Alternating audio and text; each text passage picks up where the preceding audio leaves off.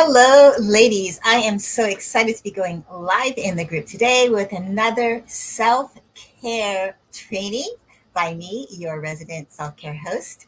Have you heard of the term SWOT? I hope that you are ready for today's training because I'm excited about it. Simply put, SWOT stands for strengths, weaknesses, opportunities, and threats. And it's a tool that's used to help you gauge the health of your business so that you have a successful business. The training I'm about to show you today is going to teach you how to use this same tool in a technique, a unique way within your personal life to help you get a gauge on the company that you keep, the people that you're aligned with, and how they do or don't support your dreams and goals. So I hope that you have a pen and paper ready to take notes because this will definitely change your life if you put in the work and you take a bird's eye view of the people in your life. Hi, I'm Leslie Gadet, self-care specialist for busy female entrepreneurs. I help them make self-care their number one priority to support them in their life and business so that they stay sharp, focused, and wake up with more energy and intention to tackle their daily activities with confidence. So as I was saying, business owners use the SWOT method to gauge the strength of their businesses. They reflect on the strengths, weaknesses, opportunities, and threats, and their findings help them determine what's working and where they need work. So I said, I'm going to show you how to use the same tool within your personal life so that you can now take a closer look at the relationships that you keep. Now, healthy relationships are an important part, an important component to a successful and happy life. You've probably heard people saying that doing an annual audit will help you see more clearly on where you've been and where you're at so that you can have more clarity on where you want to go with your life. But I also say that it's equally important to do a relationship audit or a relationship SWOT as well, because over time we evolve. And if you're always learning, if you're like me, I am a person who loves to learn something new every day, and you're open to the new that gets revealed to you, then you know for certain that with every day that passes, you are growing as an individual. So let me ask you, what do your relationships look like? Have you taken time to reflect on how your relationships with others have progressed? Maybe they've evolved, changed, or they've maybe even fizzled out. This is so important for you to pay attention to because our relationships can truly impact not only our personal lives, but our professional lives as well in a positive way or a negative way. And one of the most important relationships that we tend to ignore or put to the side is the one that we have with ourselves. Typically, we're only paying attention to that part of our life, when we feel good, when things are going right, they're going to plan, and we show up in a way that supports our relationships with others. And we look for those types of people to fill our world with. And that's when we're feeling good. But when we allow that negative self-talk bunny in our heads to take root, now I bet right now you're picturing a bunny. Sorry about that. I couldn't help myself. But when you allow yourself that negative self-talk bunny in your head to take root, then your relationship with yourself becomes negative. And you start to fall down the rabbit hole of not liking who you are, not liking the life you're living. You don't like anything about your life, and you start questioning and maybe even second guessing the life plan that you're following because you start to think that maybe you're not good enough or you're not worthy enough or you're not doing it right, thinking that there is a right way and a wrong way. So this is why it's so important for you to SWOT your relationships, for your strengths in how you treat yourself and how you interact with others, for your weaknesses, reflecting on whether or not you have the right people in your inner circle, especially paying attention to those you have in your life that are influencing you or who you are allowing to influence you, paying attention to your opportunities and connecting with the right people to help you grow and who can introduce you to the right opportunities for you. And to your threats, who are people in your life who are energy drainers, people who often criticize, especially behind your back, or the other kind of threats like family and friends who mean well, but will often say things like, are you sure you're doing the right thing? Are you sure you want to quit your job and go all in for something that you have no idea if it will work or if you'll ever make a living at it? Now, these are people in your life who think they're doing you a favor to point out the what ifs to you. And that's because they typically are not ones to take risks. They're completely fine the way their life is.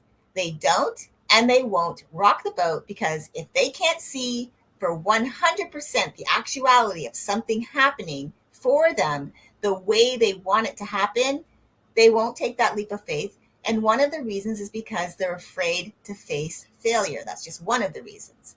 But what they don't often realize is that failing is actually a great way to refine your path, your goals, and achieve something even better than what you wanted in the first place. So now, let's get to the goods so that you can take back control over your relationships. And here are some questions for you to think about that will help get you started as you determine where you might need a little work and where you're really good and you want to do more of in support of that. So the first one is, let's talk about the relationship with yourself. Because like I said, this is one that's often overlooked. We put ourselves last on the totem pole. If you're a mom, you're a wife, or you're a caregiver to aging parents, you know that you put the needs of others above your own. And sometimes to the point where you put their needs above your own, that there's maybe little or no time left over for yourself to take care of you. But I want you to be really honest in the answers that you give, because the only one that you would be lying to is yourself if you answer that you're strong in these areas and you're not really. And this is meant for you to help you to grow. So, do you have a me time routine where you fill your cup daily? Doing things that are self care related to help you, meaning the soft self-care, like mani pedis, getting massages, doing some breathing techniques, doing meditation to start your day, to get grounded and focused, journaling out your thoughts.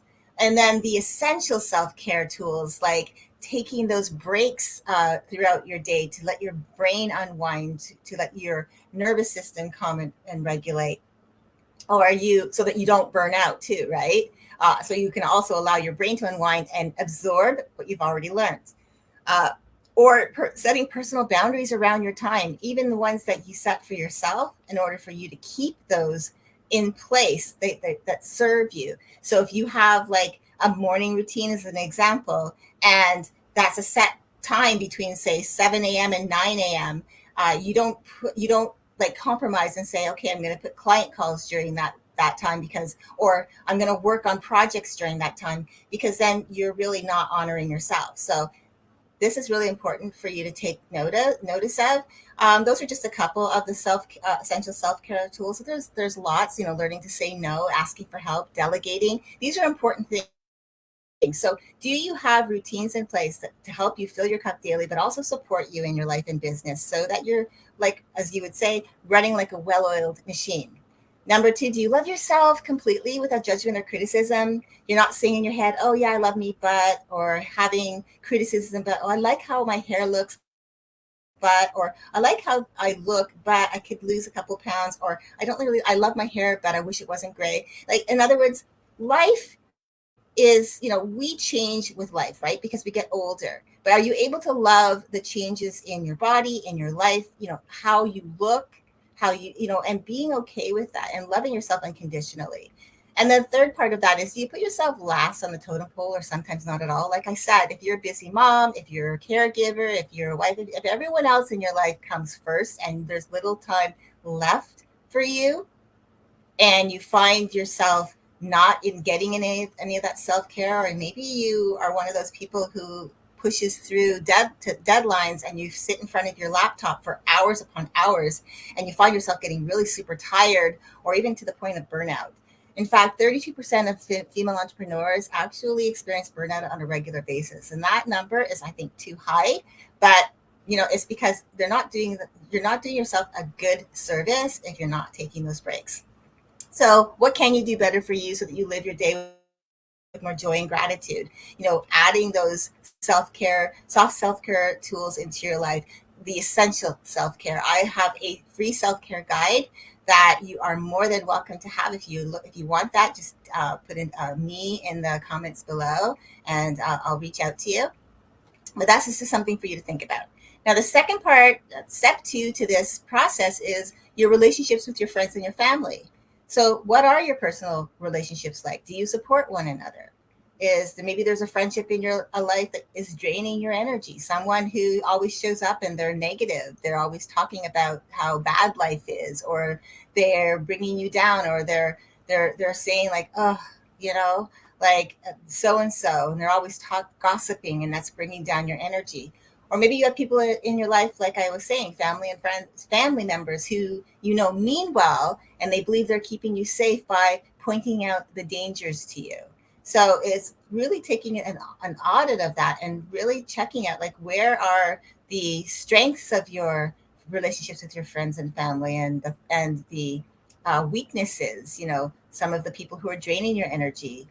Maybe opportunities of friends and family that really, the ones that really do support you, and even the threats, the people that who mean well but are getting in your head, making you second guess what you're doing. So what can you do to create healthy boundaries so that your emotional space is honored, which allows you to show up as the best version of yourself in your personal relationships? This is something for you to think about as you go through these questions, right?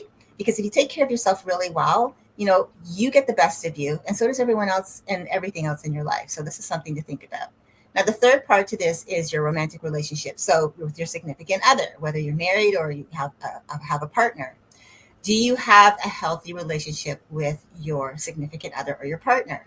Do they support you emotionally, and do you do that for them? Because remember, it's a two-way street here. It has to be a relationship is about building each other up, it's supporting each other, right? It's being there for each other, it's listening to each other, it's loving and nurturing one another. So do you have a healthy relationship with your significant other? Because again, this can really be a make or break for some people, when they're, especially for women, when we're trying, when we're in the early stages of our business, or maybe we're in that growing stage or scaling stage of our business, and our significant other gets resentful of the time spent away from the relationship. So it's making sure that you have a healthy relationship so that they support you. So where can you improve on your relationship to build a stronger bond, right? Maybe that's making sure that you have those non-negotiable times set aside for, again, at the end of the day, you have a hard stop. Like you don't work past a certain time, and that allows you to spend time not only with your family but with your significant other, and building a deeper bond with that person, right?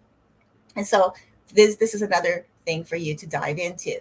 Now, the last part is the professional relationships. Are you surrounding yourself with people who support you in your entrepreneurial journey, or maybe even your career choice, right? Do your business peers believe in the principle of collaboration over competition? Now, you've probably heard that said over and over, and probably till you're blue in the face, but collaboration really is about being able to like support each other in a setting that, listen, I can do this with you. I'd rather support you. I'm not going to compete with you, especially when you are especially in this group where there's a lot of coaches in this group, there's a lot of business owners in this group, and we're all either we're in the beginning stages, or we're in the growing stages, or we're in the scaling stages of our business, and we have, some of us are in the same industry. And so are you able to actually have peers in your life, business peers in your life, who may be in the same industry as you are, but they support you? There's no competition. Because again, when you think about it, there are mindset coaches in here, there are relationship coaches, there are, there's different coaches in this industry that are similar to mine, self-care. But I believe that we can all do this together in the same community. I believe that, who's for me is for me, and who is for the other people is for them, right? We all have our own unique style of coaching. We've all had our own unique life experiences, and that is what draws our clients to us. So it's being able to like really adopt that collaborating with one another, supporting one another without fear of someone taking your business. This is really important. It also, I believe, is one of the things why what I love about leadership. Being in this new role that I'm in, with the She Rises Studios community. I am one of the collective leaders on the team, and on the leadership team. And so I love being a part of it because this is where we get to show up and support each other because we are similar industries, but we can support each other and allow each other to grow together. And that allows people in our lives, whether it's our clients, our friends, or family, to really get the best of us when we support each other. So these are just a few questions to get you started, to get you thinking, and to help you to really take a closer and deeper look at your relationships, especially when it comes to who you let into your inner circle of influence.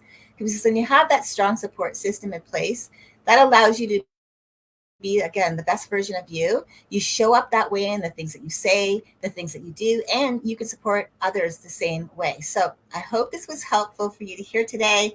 I wanted to keep this as short as I could. I didn't want to take up too much time. But if you want my free self-care guide, reach out to me and I can get that to you. Just either comment in the comment in the comments below, and I'll reach out to you and I can get you that copy. Definitely, it's jam packed with things about self-care. Giving you information about the importance of self-care, especially when we take care of ourselves. Like I said, taking care of you really well is so important because everyone in your life and everything in your life will benefit from it. So anyways, I hope that you're having a fabulous day, and I hope that if you have any questions that you reach out to me. I will see you again soon. I definitely am going to be looking to have some more people on to do interviews with me. So I will be reaching out to some of you in the community. Anyways, I hope you have a great rest of your day, and we'll see you again soon. Bye for now.